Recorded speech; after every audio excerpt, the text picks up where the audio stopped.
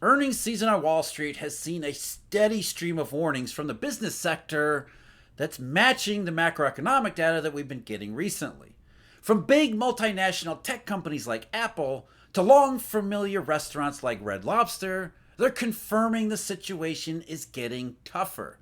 There just isn't enough income to go around for workers and households. And Apple had reported earlier in the month, while trying to hide the implications of its results under a mammoth record shattering share repurchase plan. The old seafood standby, Red Lobster, just today filed for bankruptcy, citing the quote, difficult macroeconomic environment. Home Depot, another one, tried to blame mortgage rates for why consumer demand is dwindling in its stores. Then there's the rise of alternate payment methods, the off-the-books boom in buy now, pay later. Even worse, something called Flex that is helping a lot of people, and a lot more people lately, pay their rent that they can't otherwise afford. Bloomberg recently called this a vibe session because to far too many, it feels like times are exceptionally tough. Well, they are. We can avoid using the term recession all we want. That doesn't change the reality for Apple, Red Lobster, Home Depot, and the millions upon millions of consumers who can't afford to buy what they need to buy. Because it always comes down to incomes. And they are nowhere close to sufficient and getting worse, not better. And the consequences throughout the economy simply filter down from there. And that's the stories we keep getting from the corporate sector throughout this earnings season that, again, matches the macroeconomic data. Starting with Apple, earlier this month, the company reported flagging iPhone sales. Some of it was about China, but a lot of it was in the rest of the world, including the United States, too. Apple said iPhone sales fell nearly 10% to 45.96 billion, suggesting weak demand for the current generation of smartphones, which were released in September. Worst timing, September and October, the major inflection we keep coming back to. The sales were in line with analyst estimates that had been cut back, and CEO Tim Cook said that without last year's increased sales, iPhone revenue would have been flat. Well, even if we took out the base comparisons, which Cook said were tough for last year, flat sales in a brand new product aren't exactly all that encouraging, a brand new product cycle. In fact, the company reported total sales in the Americas were down by $500 million year over year. Even if you, again, factor the rough base comparisons, that's not exactly a good picture of consumer spending in the United States as well, especially since most of their revenue growth came from services. In Europe, actually, sales growth in Europe was slightly positive year over year. Greater China was down lower, 16.4 billion, about 10% lower than last year. Japan was off big, as was the rest of the Asia and Pacific economies. In other words, it's a tough economy all over this globally synchronized world. Americans and many of their counterparts around the world are not buying new iPhones in the way that Apple would like to see. Partly in response to these underwhelming results, the company decided they were going to up its buyback program to a ridiculous, huge, mammoth $110 billion. Pay no attention to the weak consumers. We're going to buy back more stock than any company has ever dreamt of buying back in the history of buying back stock. Can't blame the management for doing it. It's just another acknowledgement that the situation is getting tougher, not better. That's certainly the case for Red Lobster. Earlier today, Red Lobster filed for Chapter 11 bankruptcy. And newly appointed CEO Jonathan Tibus blamed, quote, a difficult macroeconomic environment, a bloated and underperforming restaurant footprint, failed or ill-advised strategic initiatives, and increased competition from within the restaurant industry. So basically, Red Lobster is saying all the other restaurants are fighting tooth and nail to stay alive because of the tough macroeconomic environment, and we simply can't keep up because our business model is broken. Now, Red Lobster's been in trouble for quite some years, having been able to at least survive up until now, especially in the wake of the pandemic period. It says quite a lot about how things have changed more recently. They just can't keep fighting any longer without some bankruptcy protection because of the tougher, difficult macroeconomic environment. And it's been that we heard that from other restaurants like McDonald's and KFC and Starbucks and a number of others who've said the same thing. They're all forced to compete even more than they always do because there isn't as much growth among US consumers or consumers outside the country either. People can't afford to eat out in the same way they had before. Their loss, these other companies like Red Lobster, has been, for example, Walmart's gain that I talked about just yesterday in a video. Walmart's business is booming, especially its grocery business, because consumers don't have the same discretionary spending ability that they had beforehand. Things are indeed changing. Home Depot last week tried to blame these changes on interest rates. They said that interest rates are too high, they're higher for longer, therefore a lot of their customers are putting off spending on big projects until interest rates come down later in the year. Except when you look at mortgage rates in particular, even based on treasury rates and treasury rates themselves, they haven't really changed all that much in the last couple years, year and a half. Going back to October of 2022, rates have been largely level. They've been up and down over the period in between, but largely moving sideways, including mortgage rates. So it's not as if customers in 2023, for example, were waiting for mortgage rates to go down. They were still spending in Home Depot stores in the way that they had before, at least enough for Home Depot to say that the results were in line with their expectations.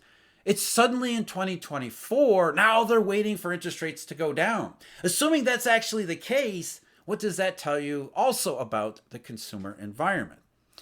Home Depot on Tuesday posted quarterly revenue below Wall Street's expectations as shoppers postponed bigger discretionary projects like bath and kitchen remodels because of higher interest rates and made spring purchases late. No, what we're saying is if they're blaming interest rates, it's because suddenly they need interest rates to be cheaper in order to buy what they were going to buy before. They were okay with interest rates last year, kept buying what they were going to buy, but now this year they need things to be cheaper because they're getting pressured everywhere and incomes are just not keeping up. Still, the home improvement retailer reaffirmed its full-year guidance, which includes an additional week from the prior year. It said it expects total sales to grow about 1% in fiscal 2024, including those extra days. However, when the retailer said it anticipates comparable sales, which take out the impact of store opening and closures, to decline about 1%, excluding that additional week. So either way, they're talking about flat sales in a nominally rising consumer price environment, or just price environment. Home Depot is indeed struggling too. Pepsi last month, their CEO said, lower income consumer in the US is stretched and it is strategizing a lot to make their budgets get to the end of the month. And that's a thing we're going to keep coming back to. And it's not just lower income consumers. Again, we talked about Walmart, how much of their recent success has come from higher income consumers who are also being stretched. But lower income consumers in particular are indeed strategizing in a number of ways that might not actually be good for maintaining even just this level of economic activity. As CNBC reported, making matters worse, many consumers have run through their savings they accumulated during the pandemic when they were collecting stimulus checks in place of traveling. Instead, many are paying their everyday bills with credit cards as they face higher costs for gas, rent, and groceries. The average consumer owes $6,218 on their credit cards, up 8.5% year over year, according to TransUnion quarterly report out last week. Consumers are maxed out. And I talked about this recently before too. The Federal Reserve Bank of New York's report on household credit showed that many consumers are indeed maxing out their credit cards. And as they're maxing out their credit cards, they're also starting to transition into delinquency, which suggests, again, incomes are not enough. And the reason they're maxing out their credit cards in the first place is they don't have any other options, or they don't have many other options. Many consumers have turned to buy now, pay later, the old installment loan process. But my buy now, pay later, we don't really have a good handle on the situation there, and it might actually be setting up consumers and the overall economy for further trouble up ahead. According to some recent data, spending on buy now, pay later purchases jumped from $33 billion in 2019 to $300 billion by 2023, at least according to Global Data, which is a research provider. With fewer safeguards, pay later plans raise the risk that consumers will rack up too much debt too quickly. And it's especially worrisome that financially fragile households are disproportionately more likely to use pay later services, at least according to the same recent data from the New York Federal Reserve. You start to struggle and you look for different options. Nowadays, people don't just immediately cut back spending and tighten their belts like generations past had. They seek out other alternative forms of payment, thinking optimistically things will get better in a couple months. I just need to get through this stretch where things are tough, and I'll be fine a few months down the road. Except if the labor market it really is slowing down, or if it's as bad as some of the data looks, you're not actually going to be better off in a couple months. Things are going to continue to move in the wrong direction. So as a result, these buy now, pay later programs and other debt programs, including credit cards, they become a debt trap. If the macroeconomy really was moving into a soft landing, a booming scenario, then there wouldn't be a debt trap at all. Then the assumptions that are going into using these alternate forms of payment would actually play out. But as we're hearing from Apple and all these other companies, Home Depot, people are putting off spending because they don't see things improving. Too many people are falling into debt, and it's more likely to become more of a trap than it is a short-term fix. It isn't a huge leap to imagine customers taking out short-term, no-interest loans and then moving up to interest-bearing loans from the same provider for larger purchases. Indeed, nearly 3/4 of a firm's products, that's another buy now, pay later firm, are interest-bearing, according to the company's first quarter earnings report. Klarna offers loans ranging from 6 to 24 months with annual percentage rates of between 8 and 34%. So it isn't surprising that pay later lenders are wary of reporting to credit bureaus. It can reduce their customer base. Once shoppers start seeing their pay later loans affecting their credit score, they might be less likely to use the services or just get worried about the risk of the rejection or the fact that they're getting stuck in debt that they don't think they're getting stuck in. That's really the issue here. The consumer part of the economy is moving further and further into these alternate means at the margins. And as the Federal Reserve Bank of New York had said, those margins are getting wider and wider and wider to the point now in earnings season on Wall Street, major companies are saying, we see it. We see the struggles amongst all of our customer base, all the income tiers, not just the lower incomes. But to really get a sense of what might be going in the wrong direction, according to a lot of people in residential real estate, especially apartments, people have been using a different form of buy now, pay later or short-term lending to pay their rent, something called Flex. Using Flex, you make a partial payment for your rent to the company. Then they pay your full monthly amount and ask you to make a second payment, the remaining balance, a little bit later. So if you can't afford your rent this month, you're able to put down a proportion of it. Usually I think it's about 60, maybe 70% of the rent. They then make the entire payment to your landlord, and you have to pay them back a little bit later in the month. Now, of course, you have to pay a monthly membership fee, and there's some other fees along the way because these companies like Flex have to make some money somehow. So now you start paying a monthly membership fee for the convenience of being able to miss a rent payment, but not actually missing a payment to your landlord. Just eye-opening stuff when we start hearing these types of numbers. It goes to show, again, the consistent picture of U.S. consumers. They're falling further and further and behind to continue to pay rents that they can't actually afford. And they can't afford it because at the end of the day, this all comes down to incomes. Throughout the macroeconomic statistics, especially those in the United States, where we think the economy's booming, we've been experiencing a labor shortage, everything is robust. Look at the payroll reports, look at the establishment survey. Well, the income statistics look nothing like the establishment survey, especially when you adjust them for prices. Incomes are simply nowhere near enough. They haven't kept up with price increases, and now with the labor market weakening even more, they aren't even catching up. So you've fallen further behind thinking that maybe somehow raises or a new job will come along and I'll be able to fix my situation.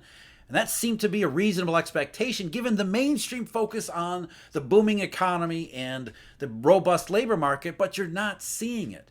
So you go further into debt, even short-term payment options like we're seeing here, not realizing that there is no the short-term fix, the buying time that you're hoping to accomplish. It's not going to happen in the actual economy because the actual economy continues to get worse and worse and worse. At some point, consumers actually do run out of options and they have no choice but to tighten their belts and cut back on everything. We're already seeing that again in certain aspects of the economy, especially in the US, and services indications.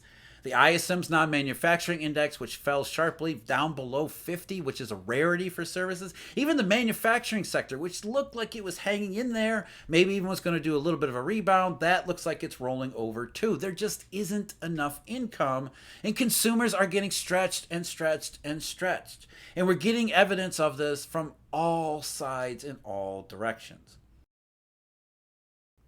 The macroeconomic situation is nothing like a booming economy gently, slowly gliding its way into a disinflationary soft landing. You keep hearing the warnings get louder. The amount of data that goes from, hey, everything's fine to things are not looking fine continues to migrate in that one direction. The list over here of not fine keeps growing, while the list of everything booming and soft landing and robust gets thinner and thinner and thinner. It's not one thing or another, it's all of these things. It always comes back to incomes. Incomes were never enough coming out of the pandemic. They were supplemented to a huge degree by transfer payments, and the labor market, for all the rhetoric, just never really came back. The participation rate. We are something like 9 million fewer full-time jobs than we should be if there hadn't been a pandemic interruption. These are enormous figures that eventually they do make all the difference. And that's what we're getting. We're getting a sense that we're coming down to the end of this downside to the supply shock cycle. It is not a vibe session. It feels like a recession, or it feels like a recession is coming, because that's where the fundamentals have been this entire time. There is a ton of macroeconomic data out there that backs up everything we talk about with a vibe recession, including the ISM's non-manufacturing. I talked about that in the recent video. That's the one linked below. As always, thank you very much for joining me. Huge thank you, Eurodollar University members and subscribers. Till next time, take care.